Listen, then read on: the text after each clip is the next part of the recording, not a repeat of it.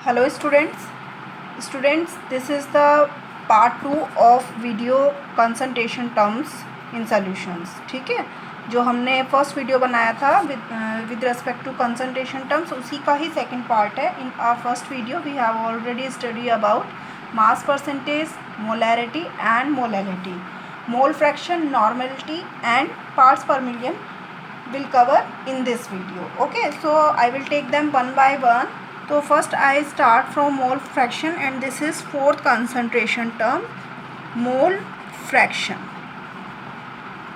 So student, what is the meaning of fraction? Fraction simply क्या show करता है? एक पार्ट को शो करता है। मतलब कि फॉर एग्जांपल, अगर आपके पास में I am giving a simple example, अगर आपके पास में ये सर्कल है और मैं इसको क्वार्टर्स में डिवाइड करूँ, 4 पार्ट्स में डिवाइड करूँ, 1 पार्ट के रेस्पेक्ट में अगर मेरे को करना हो तो फ्रैक्शन क्या लिखेंगे इसको? दिस इज़ 1 और टोटल, तो यानी 1/4। ये सिंपल मैथमेटिक्स की फॉर्म में मैं आपको बता रही हूँ। इन द सेम वे जब यहाँ हम मोल फ्रैक्शन की बात कर रहे हैं तो वो भी यही चीज़ है कि किसी भी अगर आपके सोल्यूशन के अंदर 2 और मोर देन 2 कंपोनेंट प्रेजेंट हैं तो एक कंपोनेंट के रेस्पेक्ट में आपको मोल फ्रैक्शन या कंसंट्रेशन टर्म लेनी है। तो उस एक कंपोनेंट जो है वो कितना प्रेजेंट है टोटल के अंदर, यानी किसका अमाउंट जो आपका वो कंपोनेंट है अपॉन जो आपका टोटल है। अब यहाँ क्योंकि कंसंट्रेशन टर्म है तो we will take with respect to moles. Okay, तो यानी क्या हो गया हमारा मोल फ्रैक्शन?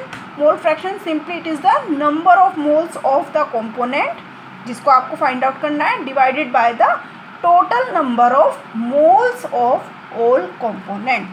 मैंने क्या बोला आपको? What is mole fraction?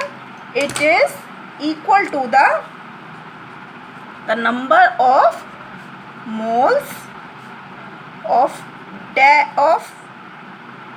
A component, जिसके लिए निकालना है आपको of a component, divided by, यानी ये रेशियो है, divided bye the total number of moles of all the component, यानी जितने भी हैं। इन जनरल तो हम 2 की बात करते हैं, बट 2 से ज़्यादा भी हो सकते हैं। ठीक है, अब फॉर एग्जांपल अगर मेरे पास में if I have 2 components A and B, I have 2 components A and B, तो mole fraction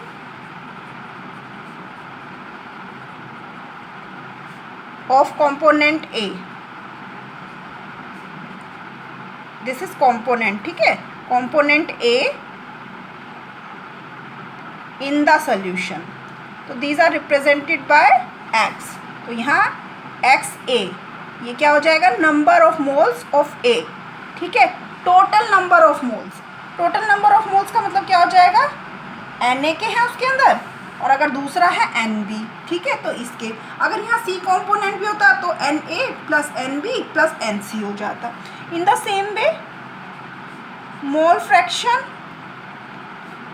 of component B क्या हो जाएगा?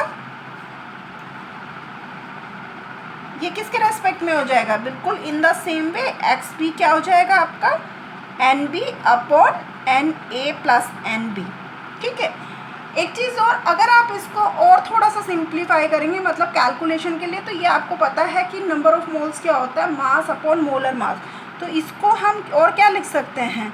WA upon MA upon WA upon MA plus WB upon MB। इस तरह से भी इसको लिखा जा सकता है। इन द सेम वे इसको भी लिखा जा सकता है WB upon MB upon WA upon, अगर ये इस तरह का कुछ पूछा जाए तो आप इस फॉर्म में भी लिख सकते हो। ठीक है, नाउ अगर आप इसको ऐड करके देखिए, इफ़ वी ऐड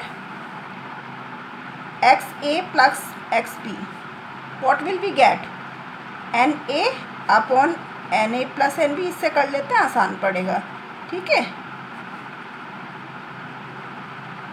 तो यहाँ पे आपका डिनोमिनेटर तो सेम है, तो यानी Na प्लस NB हो गया, और ऊपर क्या हो गया? ऊपर भी सेम हो गया, Na प्लस NB, तो इट कम्स आउट 1। तो यानी जो आपका सम है XA plus XB equals to क्या हो गया? 1 हो गया। अब इसका मतलब क्या है कि अगर आपको एक्स ए या एक्स बी में से एक पता है तो दूसरा आप इजीली फाइंड आउट करते हो simply by subtracting from one, right. तो यानी दूसरे का आपको सेपरेटली निकालने की ज़रूरत नहीं है, आप सिर्फ एक को निकाल लीजिए तो दूसरा आपका इजीली वन में से माइनस करके निकल जाएगा, ठीक है। तो ये आपका मोल फ्रैक्शन था। Now we will take normality, okay. तो normality is the next term, next is the normality.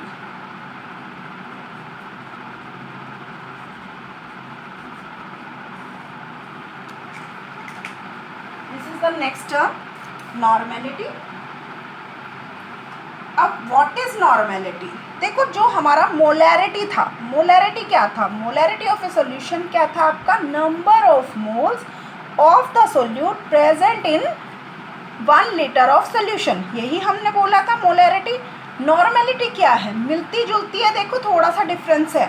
Number of gram equivalent of the solute present in 1 litre of solution. क्या बोला मैंने? पहले आप ध्यान से सुनिए इसको कि मैं क्या बोल रही हूँ। मैं बोल रही हूँ आपका it is number of moles, sorry number of gram equivalent. Moles लिखते हैं तो हमारा मोलैरिटी हो जाता है number of gram equivalent of the solute present in 1 litre of solution. अब यहाँ क्वेश्चन अराइज होता है कि आपका जो ग्राम इक्विवेलेंट है ये क्या है, ठीक है। तो पहले मैं इसका फॉर्मूला लिख दूँ फिर हम आगे बढ़ते हैं, ठीक है। तो it is simply denoted by N. तो एन इक्वल्स टू हो जाएगा number of gram equivalent of solute upon volume of solution, ठीक है। तो इक्विवेलेंट में ग्राम इक्विवेलेंट का मतलब क्या है? जो आपका नंबर ऑफ ग्राम इक्विवेलेंट होते हैं, भाई नंबर ऑफ मोल्स क्या होते हैं? मास अपॉन मोलर मास, ठीक है। और जो नंबर ऑफ ग्राम इक्विवेलेंट होते हैं ये मास अपॉन इक्विवेलेंट मास होता है। This is mass upon equivalent mass. वहाँ क्या होता है मोल्स के लिए? Mass upon molar mass. यहाँ होता है मास अपॉन इक्विवेलेंट मास। अब इक्विवेलेंट मास का क्या मतलब है? इक्विवेलेंट मास आपका with respect to acid, bases और सॉल्ट जो कैलकुलेट किया जाता है वो किस हिसाब से किया जाता है? देखिए उसको देखते हैं कि अगर आपका समझ लीजिए इफ़ वी हैव एसिड, ठीक है, वी हैव एन एसिड और उसका इक्विवेलेंट वेट निकालना है हमें। तो इक्विवेलेंट मास या equivalent weight of N acid ये क्या होता है आपका? Molar mass of the acid upon its basicity. देखो ये ना आपकी ये चीज़ें प्रैक्टिकल के वाइवे के लिए भी इम्पॉर्टेंट है, 12th के लिए भी इम्पॉर्टेंट है और 11th के लिए तो है ही। हालांकि नॉर्मेलिटी आपकी एनसीईआरटी में नहीं दी हुई है बट आपको नॉलेज होना चाहिए नॉर्मेलिटी का, क्योंकि कंपटीशन में तो पूछा ही जाता है। तो molar mass of the solid of the acid upon basicity. I am taking one example कि बेसिसिटी का मतलब क्या है। जैसे हमारे पास HCl है तो इसमें कितने number of hydrogen atom are replaceable, कितने हाइड्रोजन ऐसे हैं जो रिप्लेस हो सकते हैं? तो ओनली 1। तो यानी इसकी बेसिसिटी कितनी हो गई? सिंपली 1 हो गई। इफ़ आई हैव H2SO4 तो इसमें कितने हाइड्रोजन हैं जो रिप्लेस हो सकते हैं? 2। तो यानी बेसिसिटी कितनी हो गई? 2 हो गई। तो यानी अगर आपके पास HCl होगा तो उसका इक्विवेलेंट वेट उसके मॉलिकुलर वेट के इक्वल ही होगा, क्योंकि यहाँ मोलर मास अपॉन 1 लिखूंगी मैं तो सेम ही आ जाएगा। बट अगर मैं H2SO4 का ले रही हूँ, for example I am taking equivalent mass या इक्विवेलेंट वेट ऑफ H2SO4 तो ये कितना आ जाएगा? Molar mass of the acid कितना होता है? H2SO4 का जब आप निकालोगे 2 × 1 + 32 + 4 × 16 अपॉन 2 यानी ये आ जाएगा 98/2 यानी इट कम्स आउट 36। जितना इसका मोलर मास है जस्ट उसका हाफ आ जाता है। तो इस तरह से निकलेगा। अब अगर आपका this is the first one, अगर आपके पास इक्विवेलेंट वेट ऑफ बेस है ये निकालना हो तो जैसे यहाँ बेसिसिटी थी, बेस के केस में एसिडिटी होती है, यहाँ क्या था? रिप्लेसेबल हाइड्रोजन आयन यानी प्रोटॉन, वहाँ क्या आता है? OH ion. तो तो ये हो जाएगा आपका molar mass of the acid, sorry base, यहाँ हम बेस ले रहे हैं ना, बेस अपॉन एसिडिटी। ओके, ये तो फॉर्मूला हो गया। For example if I have a base NaOH, तो इसमें रिप्लेसेबल OH सिर्फ 1 है, तो एसिडिटी कितनी हो जाएगी, ओनली 1। अब अगर मेरे पास CaOH होल ट्वाइस है तो कितनी हो जाएगी इसके रेस्पेक्ट में एसिडिटी, कितनी हो जाएगी, कितने रिप्लेसेबल हैं, 2, तो 2। तो इसके केस में equivalent weight of CaOH whole twice कितना हो जाएगा, NaOH के केस में तो सेम इसके मोलर मास के इक्वल हो जाएगा। बट अगर आप कैल्शियम हाइड्रोक्साइड ले रहे हो तो इसके केस में कितना हो जाएगा भाई, आपका मोलर मास देख लीजिएगा आप of CaOH whole twice upon कितना हो जाएगा यहाँ से 2, ठीक है। तो Ca का आपका 40 होता है, this is 2 into 16 plus 1 upon 2, तो 40 प्लस 2 इंटू 17 अपॉन 2, ये आ जाएगा 40 प्लस 34 अपॉन 2, ये आ जाएगा 74 अपॉन 2 यानी 37, ठीक है, 37 आ जाएगा इसका। तो इस तरह से निकालना है। अब अगर कहीं पे सॉल्ट हो और उसका इक्विवेलेंट वेट निकालना हो तो उसका हो जाता है सीधे सीधे molar mass upon total positive valency of metal. उसके अंदर जो भी मेटल है उसकी कितनी वैलेंसी है, पॉजिटिव, क्योंकि मेटल के रेस्पेक्ट में बात कर रहे हैं तो वही हो जाएगा। तो इस तरह से आपका निकल जाएगा, ठीक है। तो ये तरीका था आपका नॉर्मेलिटी निकालने का। ना एक हमारा लास्ट बचा है, फिर एक क्वेश्चन देख लेंगे इनसे रिलेटेड। तो एक हमारा बचा है last one and it is parts per million. Okay, parts per million. तो मिलियन का मतलब क्या होता है, मिलियन मीन्स आपका 10 टू द पावर 6, ठीक है। देखो जब आप परसेंटेज की बात करते हैं तो विद रेस्पेक्ट टू किस में से निकाला जाता है, 100 में से आपका कैलकुलेशन होती है कि 100 का कितना पार्ट है। बट जब पार्ट्स पर मिलियन तो यानी मिलियन का कितना पार्ट है। तो this is the last term, last concentration term and it is parts per million. Okay, अब देखिए इसका मतलब है सीधे सीधे बिल्कुल सिंपल सा है कि आपका जनरली जो बहुत ही डाइल्यूट सोल्यूशन होते हैं ना उनका कंसंट्रेशन एक्सप्रेस किया जाता है with respect two parts per million. अब इसमें ये सीधे क्या है, ये है आपका मास present in million parts by mass of the solution. यानी अगर मेरे पास ppm है और कोई एक सब्जेक्ट आपके पास सब्सटेंस है ए के रेस्पेक्ट में निकालना है, फॉर एग्जाम्पल ऑफ कंपोनेंट ए निकालना है, तो mass of A upon mass of solution into क्या आ जाएगा 10 टू द पावर 6। जैसे परसेंटेज के लिए क्या आता है 10 टू द पावर 2 आता है, तो यहाँ आ जाएगा 10 टू द पावर 6। तो ये आपका फाइनली हो गया। तो यहाँ तक आपकी जितनी कंसंट्रेशन टर्म्स है ना वो आपकी कंप्लीट हो गई हैं। और ये मैंने आपको पहले बताया ही था इससे पहले वीडियो में कि जो मेन है वो ये होती हैं मास percentage, molarity, molality, mole fraction, normality, parts per million. तो ये हमारा यहाँ कंप्लीट हो गया है। तो एक क्वेश्चन मैं आपको करा देती हूँ इससे रिलेटेड, और बाकी तो फिर आप लोगों की प्रैक्टिस है, आप लोगों ने प्रैक्टिस करनी है, ठीक है। तो यहाँ पे मैं आपको एक क्वेश्चन करा देती हूँ। देखिए क्वेश्चन है, question is a solution of oxalic acid। Oxalic acid क्या होता है, COH का होल ट्वाइस या COH, ठीक है, डॉट 2H2O। हाइड्रेटेड फॉर्म ले रहे हैं हम उसकी। Is prepared by dissolving 0.63 gram of the acid in 250 ml of the solution.